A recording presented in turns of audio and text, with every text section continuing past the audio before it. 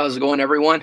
This is Francisco again. Earlier, I went on YouTube and I gave a brief explanation about what baptism is, and we reflected in First Peter chapter 3.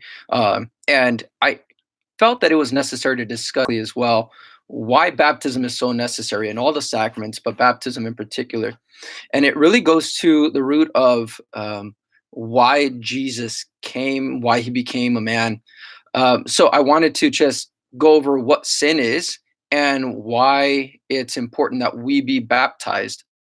So sin, if you go back to Genesis and we hear about the fall, right? So Genesis means the beginning. We read about the creation story, but we also hear about the fall of humanity. And what we learn from that, from the fall of Adam and Eve, is that sin is any thought, word, or deed that goes against the will of God, right? So we understand that God is not just creator, but he is perfect being. He is that for which we are made. So we are made by God for God. The Baltimore Catechism says that we were made to know, love, and serve Him so that we can be happy in this life and in the next. So we're made by God for God. So we're made for grace. That's God's life and love in us. And so what does that mean? That means that we're made not to sin. But we know because of Adam and Eve, we live in a broken world. Adam and Eve brought sin into this world, and we can place all the blame on them. But the reality is, if we were in the same situation, chances are we would have probably messed it up even worse than Adam and Eve did. If we just take a quick look at ourselves, do an examination of conscience, and we think about all the many ways that we sin, when we stop and think about the ways that we have gone against what God wants, it's quick. We should be quick to realize that we wouldn't have done much better. So, what is sin? Sin is what separates us from God because it takes us away from what God wants. God desires for what is true, what is good, what is beautiful. And a lot of times, what we're doing when we sin is we're actually pursuing something good. The word sin comes from a Greek word that is sin, which is an archery term, and it means to miss the mark. So in archery, if you're aiming at the target, you're aiming for the bullseye. And if you miss the bullseye, that's called a sin.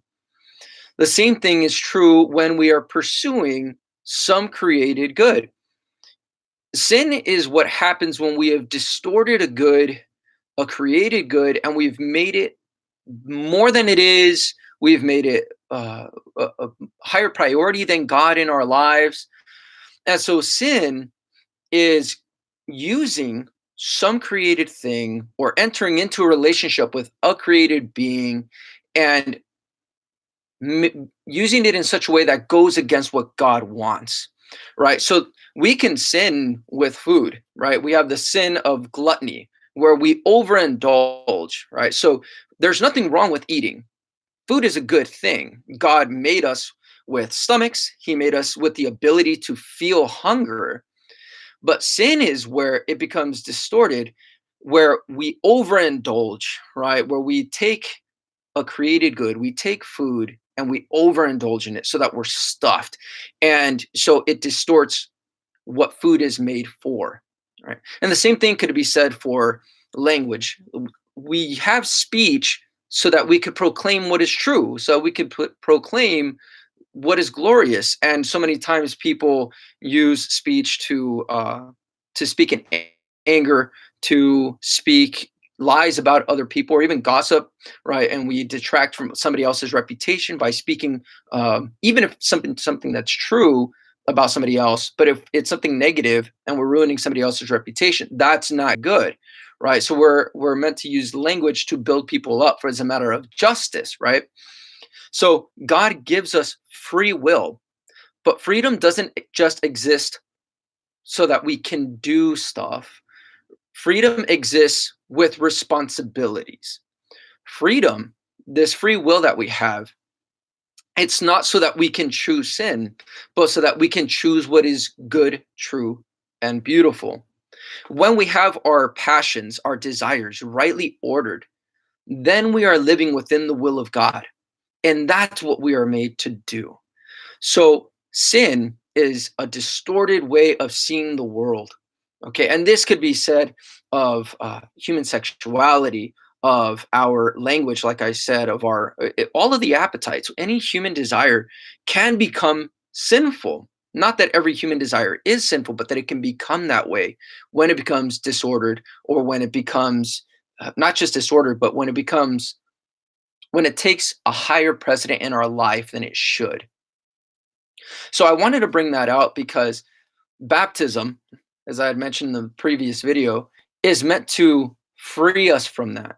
You see, true freedom is found in doing the will of God. So that's what we're created for. We are made by God for God. So my prayer for you all this week is that we might have a greater realization of the sin in our lives, that we might be able to be free of it so that we can learn to do the will of God better. God bless you guys. Know that I'm praying for you, and I hope that you're praying for me. Talk to you guys again soon.